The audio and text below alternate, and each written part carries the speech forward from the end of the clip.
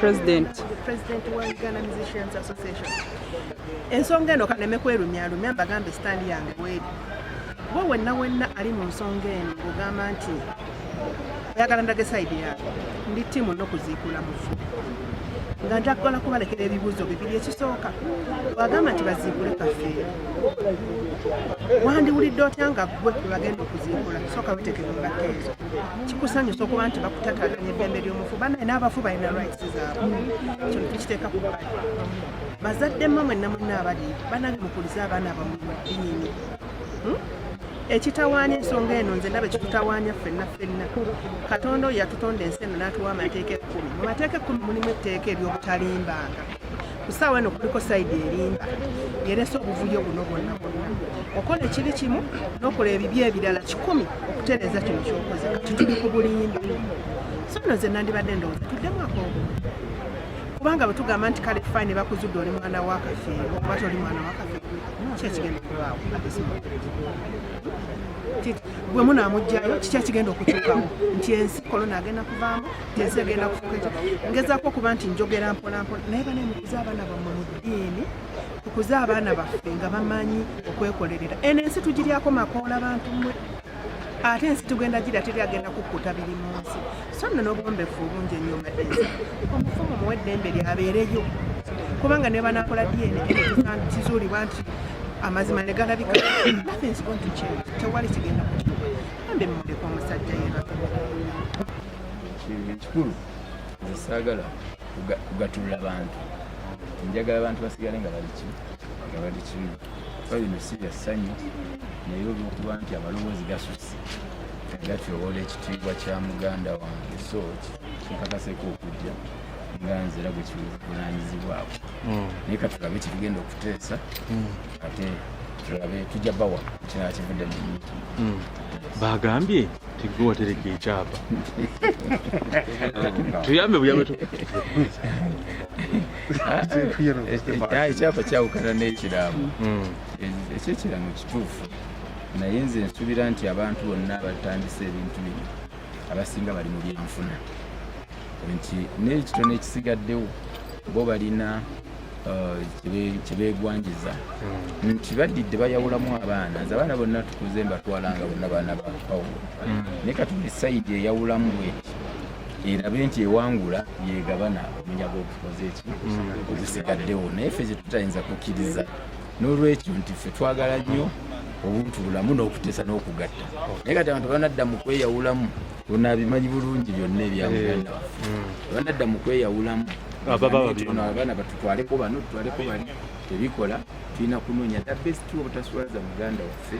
obutaneweebuula okuma ekitiibwa ky'abayimbi akwate baweebuulako yekka naye bantu baba weebuula buli muyimbi n'olwekyo njagala abantu bakule tumanye abantu balime bejjemu omululu okweyagaliza kuba teri alumirirwa teri yali abaddewo mu mbeera mbi eya Pawulo olweyo omwana wa Pawulo taliiwo nga ndekoleko n'olwekyo ababeeyita ab'eŋŋanda balumirirwa ennyo balindeko abaana bo basooke bakwataganyizibwe ate kitegeeza kuziikula muntu okumanya entaga butonde byo nantongo gyali Joseph gyali nenanganga yenyeyita wa Pawulo naye akola ki naye oli bamuleke awummule naye kirungi ke mutulabe nga tuzze wano fe ababitegeera era tujja kumalikuba kubiddeko mutabani Martin emusika kuba bwe baali ne muganda wafaani ende lulinga amameeting okusalawo ku meeting nga leero kubidde Martin ampadde mugerwa Joseph bangamba kusemakula mitingi eno naye ebintu bino byali byatuuka dda waggulu mu kooti tusaba kyonna ekiteesebwa kiteesebwa waggulu mu kooti kitegeeza mitingi tebagenda kolaki so si mukwembadde nva kwogera mwami mugero era ngambye yenyini yakisazeewo agenze kenyini zekikoze eki museerera bulungi so kati ffe nkitwala nti nze ntuukiriza obuvunaanyizibwa bwange ng'omuntu omukulu so singa sirina buvunaanyizibwa mu famire naye ng'omuntu omukulu mu industry noza tuukiriza era tebajjaga nti twalizaako ffe ekyamazima mwamisigo eggwanga litegeeze bonna bye bali mu kukola ng'ogyeko Lobina talina kyagala yandibadde yabitwala dda era kyawagira protectinga kitiibwa kyabbaawe naye bano boyita simanya famire yani Pawulo ne bwe bajjanga yabafumulanga wewaka n'ebyo tebyanditukutteko bwe baba ddala bw'abanga misa kye yagambye nti bw'aba mwana nga omulala wegala bamusalemu omulala n'agamba nti mumuleke twandibadde ffenna essaazi ne tugenda n'oyo agamba nti temuziikula Pawulo kubanga ekitiibwa kye yalina obuntu bulamu bwe yalina n'eddiini gye yalina bino biswaza era nze nkubiriza abantu balekeraawo omululu omwami oyo ayinza okubuulira bulungi oyo yabeerawo nnyo mu bulamu bwa Pawulo n'olwekyo nze nandirowoozezza nti ebyenfuna bireme kubika kutegeera na buwanga unless nga abantu abo basezi nga balimu obusezi kubanga basooka ne baziikula ssenga wa Pawulo ne bamugjawo ne bamutwala ku malala wako gennyini wewaali kuba baliwo babiri ne bamuziikulawo ne bamugjawo nga teyali atuganye omukola ki muziikula nze essaawa zino ndowooza nti beekwese mu kyokukeberera ndaga butonde naye nga baagala mugjawo nawo batundewo so mwalaba ebyaliwo nti mu kuva emagombo okuziika abantu bajjeerweza ne batulumba nga baagala kuwamba eri bimu ne babitwala mu wiiki egi nendiployinga abapoliisi nendiployinga abantu b'oku kyalo ne babatwala n'emiggo era abeeyita bafamire ya Kafeero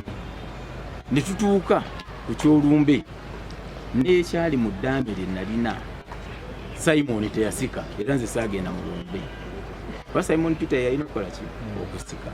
naye olwokuba bo baalina ekigendererwa kyova olaba nti era omusika nga Misa kiwagambye nga tebamugamba togenda kuba bo baagala kuweebuula olwokuba baali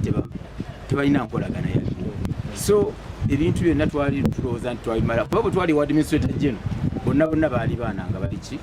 baliwo naye ffe tetwali bascientist kumanya nti ono wa Pawulo ono si waki nze era nkuze abaana bonna nga bebajja bakunga yabampita taata nti manyi baana ba Pawulo naye kati olw'ebyenfuna buli sayidi esikako ekiwayo ekyaki kati naye tukoze tutya kubanga ne meeting yali luŋŋamizza bali baga nti kooti baagala mbugiwa kitiibwa tebajja kwogera ku kikooti kye yamala bakitegeeza bagenda kumuzikula ku mpaka kati tukoze tutya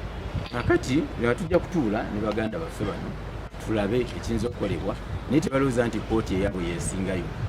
nti buli oyinza okulowooza nti gwe osinga amaanyi naye ate wekanga nga bakusinzizza amaanyi naye nga nze nvumirira nnyo eky'abantu okuvaayo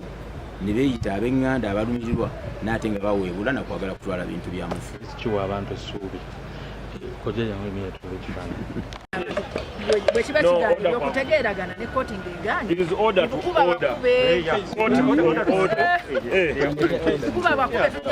tujja kugwakati ekibaddewo okusookera ddala abantu bazze bulungi nnyo n'abalala bagenzi nali mpise mu bantu abakulu era boolaba ate abaali okumpi n'omugenzi Pawulo Kafeero okuba twali tukkanyiza tutuulemukko tuteese tulaba tusobola okuyambayambako okutereza famire eno ne muganda waffe obutaswala kwongera kuswala kusukkawo twali tukkanyiza kituufu ne muganda waffe muyita Nende n'omwana Martin bwe nali nabo mu meeting okusooka ne tukkiriziganya naye bwe tutuuse wano olwaleero nga n'abantu batuuse abakulu bwe twagala tukwasaganyeeko ekintu nenkuba essimu badde sibalaba nenkuba essimu y'omutabani Martin n'agikwata n'aŋŋamba ayogera ne taata Mugerwa so taata Mugerwa n'aŋŋamba nti mwami Ssemakula meeting eyo twakirabye nga erabika eyinza obutayamba nnyo kuba ebintu biri waggulu so kati buli kintu kirina kuggwera waggulu simanyi naye kati nze ng'omuntu omukulu mu industry ng'era yaliko mukwano gw'omugenzi tetutuukiriza obuvunaanyizibwa bwaffe edda aba bano bonna we bali mwami Ssemmango wuuyo yali mukwano nnyo gwa mwami Kafeero omwana wuuno mutabani bano bonna waliwo n'abalala nga twali tutuuza nti ne bwe kiba kunoonya ssente nga tugendako omuwendo gwa ssente ogwetaagisa tulabe nga tetuswaza munnaffe naye ebyo nze sirina bye nsobola kwongerako meeting tetudde banaffe tulina okunyolwa kw'amaanyi nnyo kusanga nti abantu abamu twagala kufuna byabafu kugabana byabafu buli ssaawa so ekiseera kituuse ejjooga erikolebwa ku bafudde ekikome nze nga mukwano gwa Kafeero nze Kafeero yali mukwano gwange nali nkyasoma yaneesiga n'atandika okumpanga obuvulu nga ntambula naye newe yali ayimba dipo na zigala yayimbira ku dipo yange yentinda bwe yatuulaawo so simwesibako bwesi ono Hilale gundi yamusomesa Kafeero yakuza ono mu Luganda wange Musoke Hilale kati ono presidential advisor so fenga mikwano gya Kafeero tusazeewo ne family abamu abatagala tata wabe kusimwa tusazeewo naffe tugende mu kooti era katugenda kufuna kampuni y'abannamateeka eyo family ya Mwami Kafeero abaagala okujjayo maitiye tuba stopping DNA esobola okumujja ku baana abafaanana Kafeero alina abaganda abamufaanana alina muganda we gwe nalabye ku TV Anko Mugerwa alinayo omuganda alina mutabanyi we omulala gwe manyi omutono bamwitanga Peter yes abaana nga mufaanani ddala ng'olaba Kafeero so tetwetaaga kumala budde kujjayo omufu kati omufu alina abantu be alina abamuzaala twagala kwogera ku byabugaga kuba tetuli famire ye twagala kwogera ku baana ba Kafeero n'okustopinga okujjayo maiti ye yateekako omusiko omulala era gwe bali mukozesanga bamuyite mwamisa ati wano bamukubidde essimu ne bamugaana naye nga bekigendererwa si kulumirirwa baana wabula okwawulamu baana basobole okutwala n'ebisigaddewo oyawula otya Kafeero n'ebisirikirwa nze sibadde wera mbadde sigenda kujja bisirikirwa nze kenyini amugaye tojja bamulindako buuziza kimirimu namugambye tokola ki tojja naye meeting emaze okuba nti teriiwo ngeza okulaba afutukayo najja nga era badde talina kubaamu kuba twali tukiteesezza naye n'akola ki ebitegeeza meeting gye bamugobyemu ebadde teriiwo ng'akkirizibwa obeerawo bisirikirwa ewantu kuŋŋaanye tweyanziza nnyo abakuuma n'abasobodde tuyamba ku nsonga eno mikwano gya muzeeyi bonna abasobodde so kankati ife ebyaffe bitono ebintu bibadde bijja bitambula naye ndowooza bamuzeeyi mutuyambeko mutufunire kulooya asobola okutopinga ekintu ekigenda mu maaso abakooti eyimirize kino ekikolwa kye baagala okukola waliwo engeri endala gye bayinza okuyitamu okukola okufuna DNA ez'abaana Kafeero yalina kitabo amuzaala Kafeero alina abaganda be yazaalibwa nabo basobola okubajjako balina n'abaana abalala abafaanana Kafeero Kafeero alina fotokopi nga nnya zemanyi nze ngamba sikkiriza Kafeero kumujja ekisooka singa abadde Kafeero ono wa bulijjo nti omulimi obuli awo boobula naye ekitiibwa kya Kafeero linnya lya Kafeero otandika otyogera ku ntaana yosoboleyo era abaana betwekakasa ddala nti olona omuntu gwolaba nga mufaananyi olaba nti nalina we yaleka Kafeero siwagira nsonga yakuziikula Paul Kafeero era nzize wano ndowooza okubeera omu kubateesa n'abaana bakole ekisinga okuba ekyamagezi baleke kitaawa omulemerere bw'aba yabazaala kitwale nti yakuzaala bino tebirimu nti oba yanzala oba teyanzala ekituufu yafa gwe kitwale nti yakuzaala kigwerawo kitwale nti Kafeero yanzaala n'afa tandika ensi kuba gwe bwe yali afa gwe teyakutta tuyige okuwa abakadde baffe ekitiibwa tumuleke yebaka emirembe ekifuna yakuzaala n'akuzaala n'okola kaakati kimukusimisaayo oyagala mulabako oyagala musaba ki kyeyagenda nakyo bwe kiba nti Mugerwa mwami wa mwami Naganga tusooke tuziikule Naganga ne Kafeero tuzuule tusooke tumanye nti Kafeero ne Naganga yazaala Kafeero one thing weba kyebagala tuddeyo tuziikule Naganga nani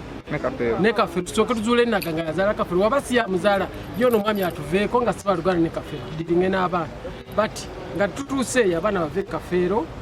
yebaka emirembe amayinja sagala tumale budde